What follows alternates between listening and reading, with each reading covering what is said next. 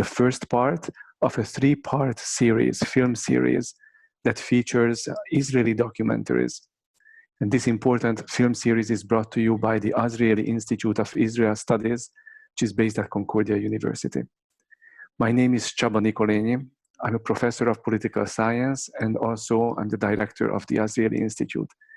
And normally I would say to my right or to my left, but now because we are virtual, I can only say that on my screen in front of me, you also have Jennifer Solomon, who has been my able assistant, always my extra right or extra left hand in organizing the various activities that we bring to you, the community, as well as to our students who are keen to study and learn about Israel. Tonight, we are going to be bringing to you the first Israeli documentary in this series. The title is Ma'abarot. It's a very important film that was produced by Arik Bernstein, and Arik will be calling in from Israel right after the film is over for a live Q&A session. We promised Arik not to keep him up very late, but he said no problem. Even if we go well into past 11 o'clock, I'm very, very happy to talk to anybody in North America or in any other part of the world who is sharing my passion for learning about Israel. So it's truly a wonderful opportunity that we'll be able to talk to Arik about some of the important questions that the movie raises. And that is the same format that we will be repeating on after the second film on Golda Meir, and the third film, which will be about former Prime Minister Menachem Begin. Without further ado, ladies and gentlemen, and also my young students, this semester I'm teaching the Israeli politics class at Concordia remotely, unfortunately, but my students are participating in this session in large numbers, which is, of course, very, very nice and important to see. So without further ado, let me turn the screen over to Jennifer with a request to start screening the film. And once again, please be mindful of the important instructions that we shared with you. It's very important that we all collectively keep ourselves muted and our videos off so that we could concentrate on the featured presentation of today's activity. Where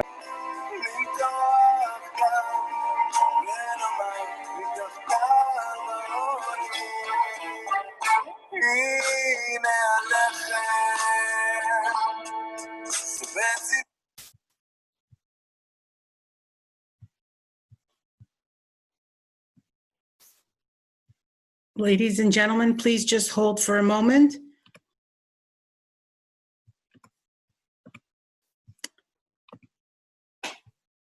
Please hold one moment.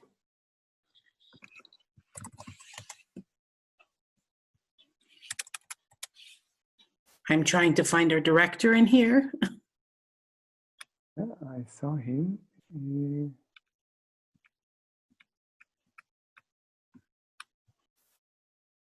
So much for staying up and staying up so late with us. I have already informed our group, our audience, that you are joining us from all the way from Israel. We have just finished watching your extremely insightful, very thought-provoking, difficult documentary. But precisely because it's so thought-provoking and so difficult, it's also great at what it has to do.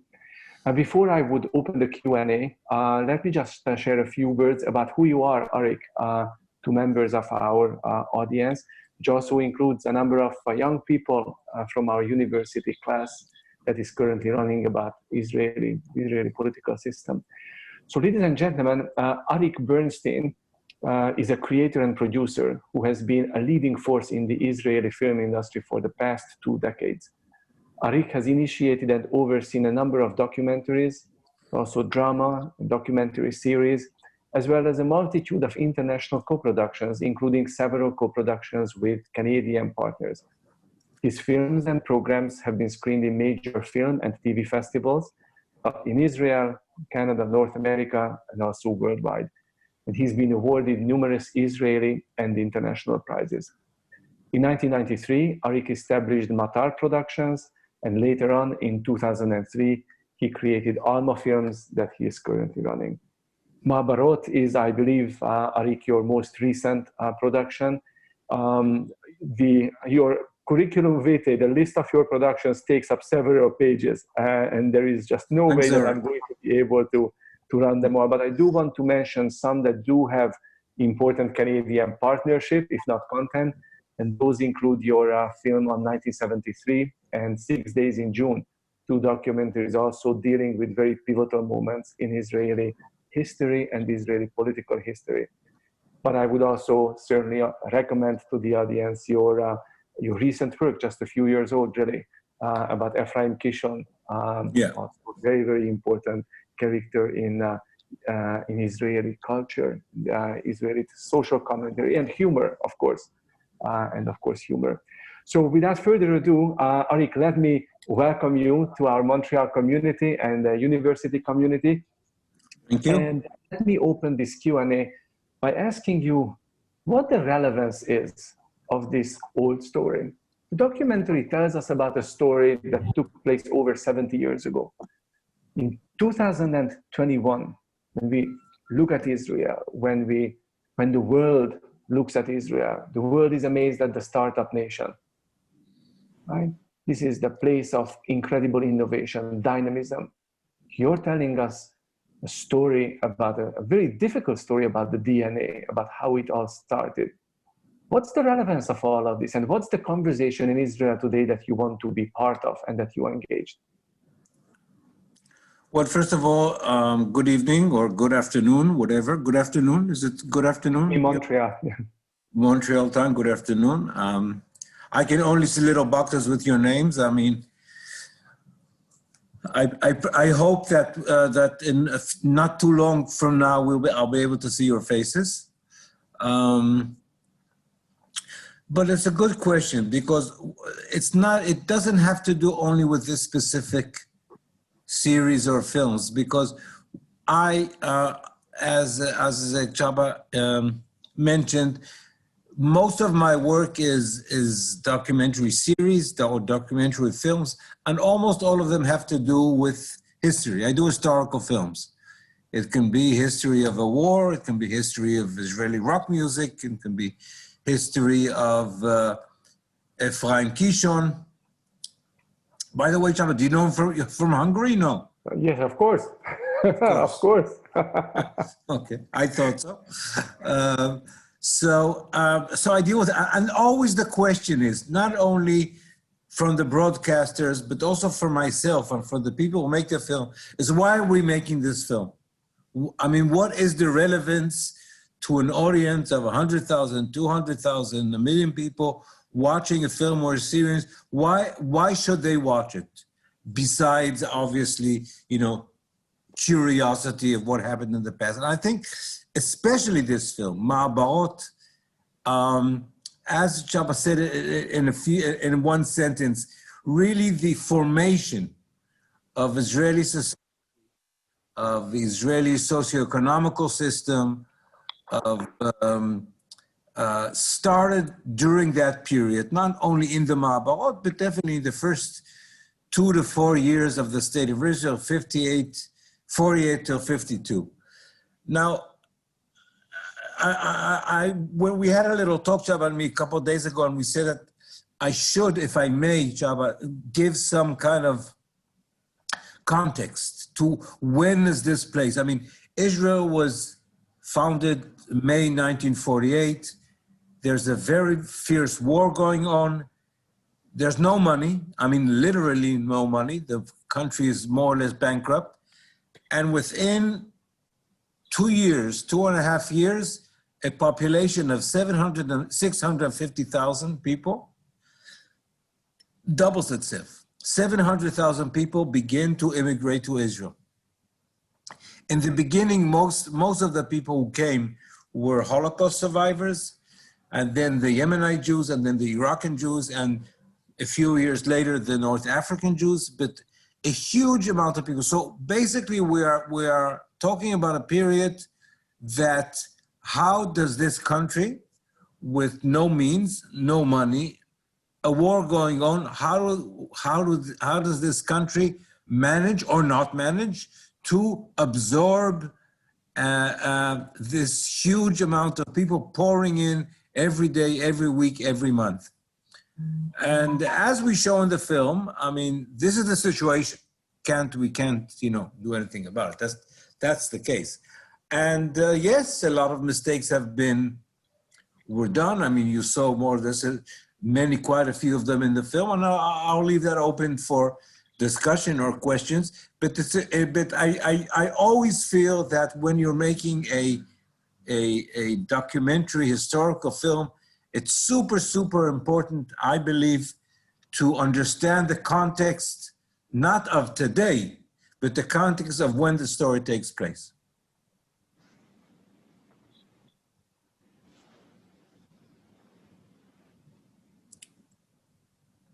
Hello? Okay. Yeah, great. Arik, tell us a little bit about the genesis of the film. You could have taken any subject. Why this topic? Why now? What was the history of making Maabarot? First of all, you never can make any subject that you want. I wish that was true. But Hila Baharat Shalem, who was the historian who followed us, and we were friends 6-7 years ago, because I made a film quite a few years ago called Israel, a Whole Movie, which is the history of Israel based on 8mm home movies, beginning the 1920s. And we had quite a few films on the Maabarot, and then I showed them in some kind of seminars that she was managing. And one day she came and said, "Why don't we make a film or a series about the Maabarot?" And my first reaction was, it's a great story, but I'm sure there've been dozens of films done on the subject. And when I looked into it, I saw, to my amazement, that nothing has been done. Nothing. Quite a bit of writing, not that much, by the way, not literature or academic writing. So once we saw that really this is a subject that is we're on virgin land in many ways, plus the fact that there was huge amount of archival material, which surprised us. But when we started getting into it, we understood that this was a huge story. We're talking about 1948, 3 years after the war. The whole world is, immigration, huge immigration is going on all over Europe. We all know that.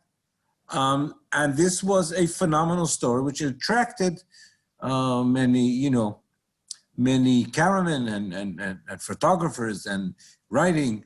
So when we went to the broadcaster, which was Channel 1, the public broadcaster, there wasn't even a question. Immediately they said yes. This hasn't been done. This hasn't been dealt with seriously.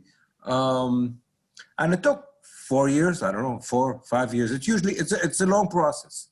It always is a long process. I would like to pick up on the notion that you just highlighted, Arik. There was a huge amount of archival material available, but nothing had actually been done on this. And a couple of our friends from the audience and some students also are sending in questions precisely about what I'm going to ask you, maybe just paraphrasing and combining some of these questions. Why is that? Why is it that there was all this huge lacuna for you to fill? And how is the movie, and it's very recent, obviously it's difficult to measure it, but based on the reception you've had, are you able to correct this gaping hole in Israel's own narrative about its own history? Is your movie shown in schools, colleges, in universities? What's the reception? How is Israel receiving this very important history that you are painting? First of all, I don't think it's true only for Israel, but it's very difficult to get finance from broadcasters for historical film. It took many years before, people began to watch films about Vietnam. I just saw a film last week, which was called LA 92, which is about the week. I don't know if anybody saw it. It's an amazing film, by the way, about the week of the riots in Los Angeles the aftermath of the Rodney King trials. That was in 92. We're talking about 30 years. So recording of history takes time. It doesn't happen right away. Sometimes it doesn't happen at all. And certain countries deal with our history better. Israel, I'd say, is so-so. But yes, the kind of the optimistic thing that I can say about this film is that it had a huge response. I mean, it was in Israel, it was shown as a 4-part series, not a 195 minutes like you saw it here. It was 4 times 50. And it was on not on a commercial, the public channel, but it was very, very well received, plus many reruns, and it was on the digital platform. So yes, and plus the fact, and that's the most important maybe, it raised the subject. It raised many questions. It raised, Facebook was full of arguments and, I think differently, and I was there. No, I was there. But this is really what I believe that my job as a filmmaker and as a kind of, an amateur historian and a professional filmmaker is for me to bring the audience and raise questions. I try not to judge. I try in most of my films to bring as many details and as many stories as I can. And then I let the audience, obviously there's a point of view, but I try and let the audience decide for themselves what their own point of view is. So I think, yes, I was very, very happy, and we won the most prestigious award of what the Israeli Academy TV, kind of the Israeli Emmy Awards for documentary series last year. So yes, it was definitely very well received. Arik, you're an Israeli amateur historian, as you said, an Israeli professional documentary maker. Let me ask you to imagine yourself, turn back the clock before you made the film and now.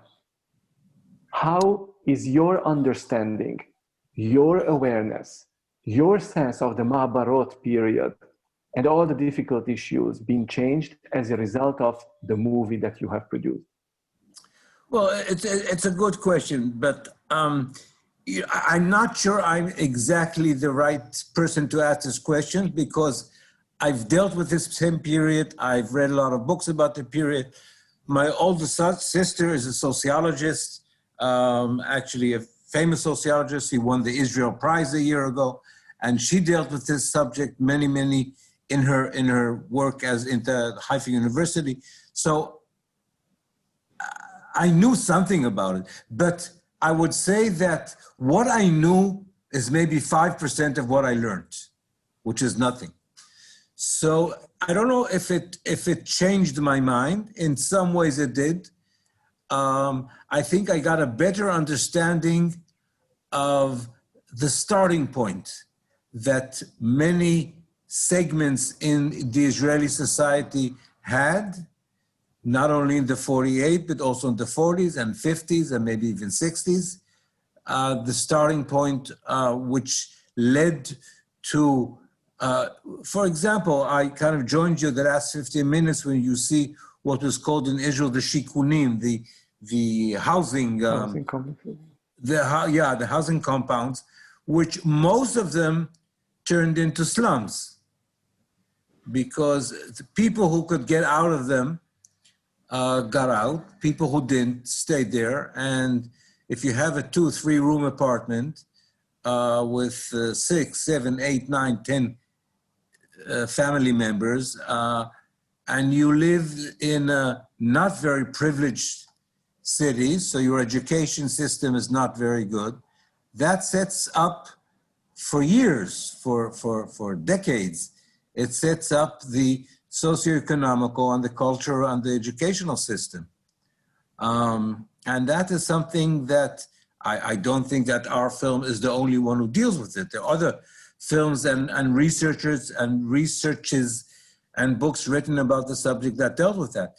But it's definitely there in the beginning. Also, another very important part, if you allow me, Csaba, to mention, is 1952, there was the reparation agreement, the reparation contract between Israel and Germany. That, if I can say, is the most dividing line in Israeli economics or socioeconomics during the 50s and 60s. It really set it apart because people who were Holocaust survivors and, obviously would get certain kind of, wasn't really compensation, it was really reparation from the, and they could buy a house, they could buy a store, they could open a little business. That made a huge difference. Again, not in terms of it is justified or not justified. Of course it's justified, but still, facts, if we look at the facts, it changed society, 360 degrees. And that's important to remember that time. Arik, there is a very important, there are two very important questions on closely related topic. These questions are raised by one of our students, Corey Newman, and on the similar topic by a member of our community, Yoram Shaulov. And they're both wondering whether you tried and didn't succeed, or you didn't even want to try, perhaps, to get the viewpoints of some of the administrators, bureaucrats, government officials, politicians who were involved in the making of this history. Now, we could hear some of their voices, mostly on recordings.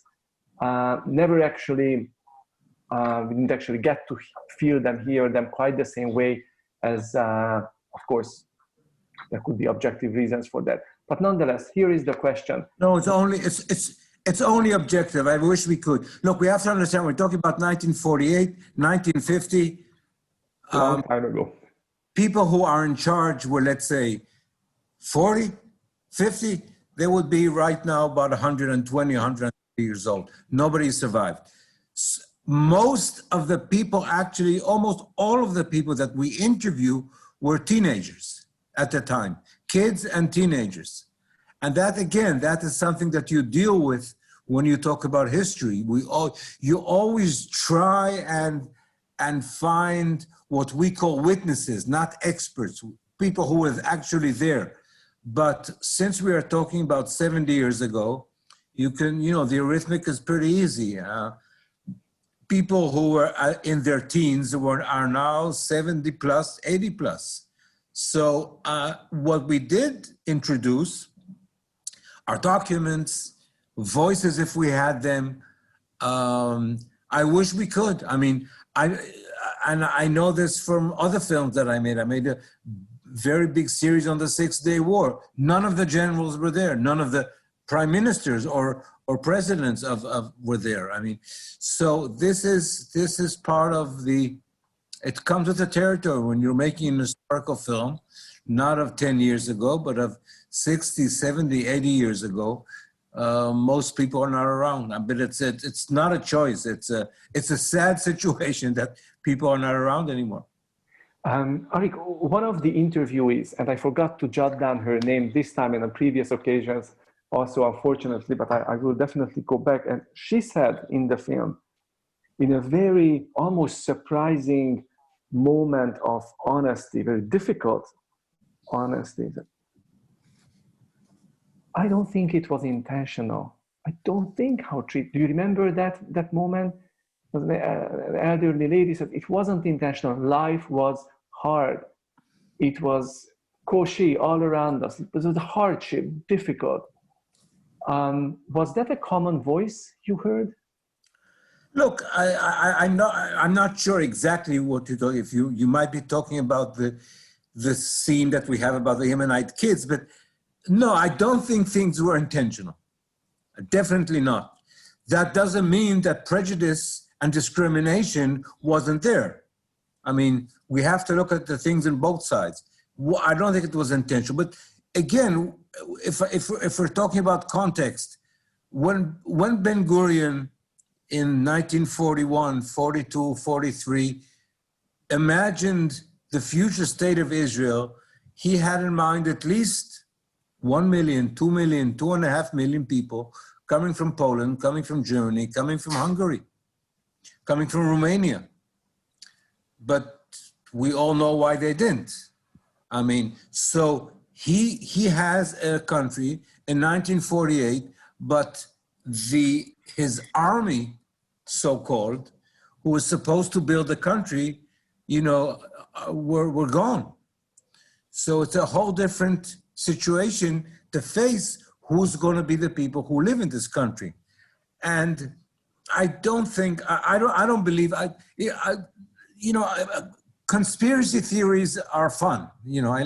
I like conspiracy theories, Did we actually land on the moon, or did Stanley Kubrick, fake the landing on the moon? But it's fun. But I don't think there was a conspiracy here. But again, it's important to say there was 100%, there was discrimination. I mean, if you spoke Yiddish, or if you spoke Polish, or if you spoke German, you were in a better situation than if you spoke Arabic. I mean, this is part of life, or it was part of life. And it's a whole different story, but I don't believe that it was intentional. I don't think there was a conspiracy going on there, no. Let me just push you a little bit more on this, and then I will ask one more personal question, and I will come back to another very interesting point that is coming in the chat room that's suggesting some very important trajectories for the future, perhaps of the film, but all the issues that you raised. You talked about prejudice. Shaking this term a bit differently, we heard this voice in the movie, that two very different Jewish peoples got together and ended up meeting. It's a historical encounter of two different Jewish civilizations. One didn't know the other. Of course, in Israel at the time, one happened to be forming the political establishment, and that creates all the difference. But what was prejudice was also just a lack of understanding and lack of exposure. How far are we today in Israel from the danger of us being still two peoples, of that threat that we heard the movie voice? Well, first of all, I think there are more than two people. Definitely more than two people. Israel, and that's, in terms of the discourse in Israel over the last 10 years, people talk about the tribes living in Israel. So it's, we talk about the Mizrahi and the Ashkenazi, which is silly words, which don't really mean anything, but let's say European people, European origins, or Islamic country origins. We're talking about the religious, we're talking about the ultra-religious, we're talking about, we have to say, 25%, 23% of population of Israel is Arab, Christians, and Muslims. So Israel is a very tribal kind of society till this day. But yes, no doubt that this whole, I would say, discrimination and the opposite of discrimination is going on till this day. It's sad to say that for the past 10, 20, 30 years, it's being used sometimes in a very sophisticated way, sometimes in a less sophisticated way, is used by politicians for their own use. I don't think this is true only for Israel. You guys are in the middle of elections, so I guess you feel the same kind of questions or different issues, but the same idea of politicians manipulating different kinds of strifes within the society. This is not something we invented, but this definitely is going on till this day, 100%. Is it honest? Is it manipulated? I would say it's a little bit of both. Okay. Thank you for that honest engagement, Arik. It was wonderful to hear you reflect on this. My last question, and I will come back to the audience in a moment, strikes a little bit more personal tone. I would like to hear from you if you actually got to personally know a little bit closer any of the interviewees, and if so, was there anyone that made a particularly strong impression on you? And if so, who and why? What was that extra oomph? I must say, not necessarily, not really. You know, because you know you have to understand, when you make a film, you do 2 or 3 years of research, then you go into the studio, you spend 1 hour with an interviewee, and then you spend another 2 years of editing. So actually there wasn't that much of a chance of really getting to know closer people. But I knew people from in advance who spent time in the Ma'abarot, and from all, walks of life. Ma'abarot was set up in 22 countries, actually, Jews from 22 countries. So it's a very diversified. That's remarkable. Mm-hmm. This is something which is super important to remember and to realize. We're not talking just about two main, within, that within Hungarian society, Jewish, or within Polish society, there are huge differences. I mean, people from Warsaw, or people from Krakow, or people who came from the villages are totally different. Also in education, very different. And that's true for every country. So it's not really that everybody who comes from there is like this and everybody who comes from there is like that. I don't think, but it definitely, how should I say, it sharpened my senses that every time I read somebody talk about this period or talk about this issue, excuse me, it definitely gave me a new perspective of how to look at those formative years. Arik, a member of our audience, Dani Hakim, is raising the question whether you think that perhaps this topic, dealing with the Ma'abarot, dealing with the difficulties, the tests, the difficulties of Jews from the Islamic lands, might actually be something that the Arab world today, what? I didn't understand. Where today there is definitely a resurgence of interest in Jewish history, Israel in the Arab world. I mean, this is very obviously brought to us by the Abraham Accords, but not just. Do you think that your film and the subject of the story of Jews from Islamic lands, from the Arab lands, could actually be something that could be distributed, could be used to raise and contribute? Right now, one of my biggest projects that I'm working on now is a 12-part series on the history of Jews from the Islamic countries, starting actually from Muhammad, starting from the 6th, 7th, 8th century up until the 20th century. So yes, there is definitely an interest in that. There's a huge interest in that by the younger generation, in people who are in their 20s and 30s, I would say third generation immigrants from the Islamic countries who want to know more about their past. There's I think, not enough, but I think that there's a change to Arabic language. I mean, people don't realize that, but more or less half of Israeli society, their parents, definitely their grandparents, spoke Arabic at home. My parents are American, so I spoke English at home. But people who came from Morocco, or who were born to people who came from Morocco, or from Baghdad, or from Yemen, spoke Arabic, which is a very interesting story of how the Israeli society related to people who spoke Arabic. Because Arabic was not, there were two, excuse me for maybe doing a little bit of a detour, but there were two languages who were kind of the enemies of the new Israeli society. One was Arabic and the second was Yiddish. the fact that Yiddish considered by the forefathers of the country, by a diaspora, by our grandparents, we have to get rid of it and become the new Israeli.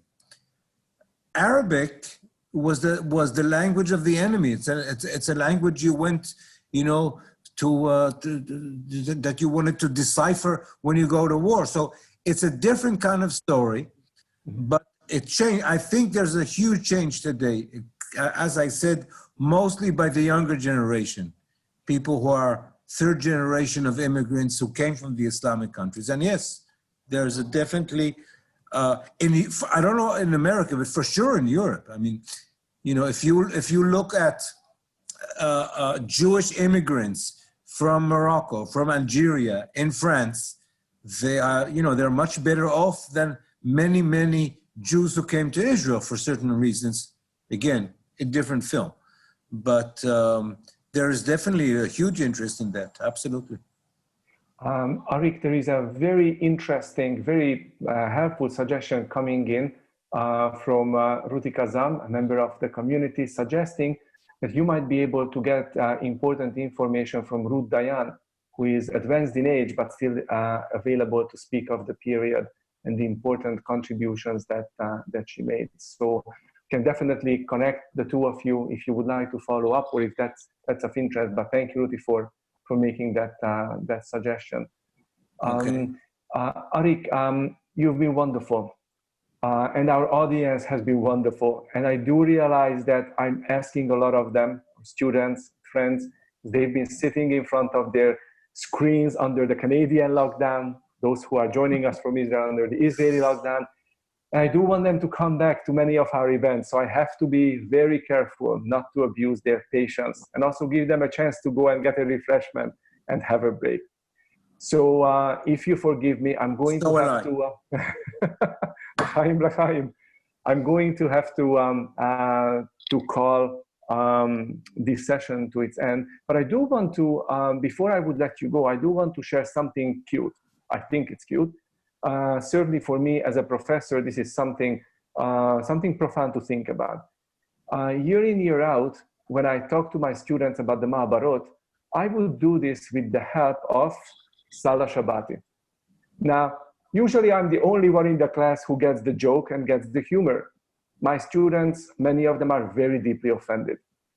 There you go, there's the sense of humor. I don't know, maybe I should show them Ma'abarot from now on, because nobody would be laughing anymore, not even me. This movie, you should, if I still may, you should also show them the film that we did about Kishon, and but definitely, Salah Shabati is still, in my mind, probably one or two best Israeli films, and very harsh, very satirical film. Yeah, absolutely. And it won a Golden Globe, which is yes, it did. Yeah. That's one of my quiz questions, actually. Not this year, but in previous years. Yeah. Arik, thank you so much. Thank you for joining us. You're very welcome, and thank you, everybody. And thank you for allowing us to bring it into our Montreal homes during this difficult pandemic period. And friends, students, ladies and gentlemen, thank you for being so wonderful. Thank you for all your questions. If I overlooked any of your questions, please forgive me. You can certainly send them to me, and we'll find a way to get them to Arik. That will absolutely be no problem. Please check out on the slides that Jennifer is showing as we speak our upcoming events. We still have a busy October ahead of us. A week from today, we'll have the documentary about Golda Meir. Towards the end of the month, we have a seminar about Israeli archaeology given by one of our professors, Dr. Simeon Ehrlich, at the Classics Department. So please stay in touch. If you have any questions, comments, please don't hesitate to shoot us an email. Above all, please stay healthy and please stay well. Arik, Laila Tov, Toda Rabba. Thank you, Laila Tov to all. Thank you so much. להתראות, אריק. להתראות, תודה רבה.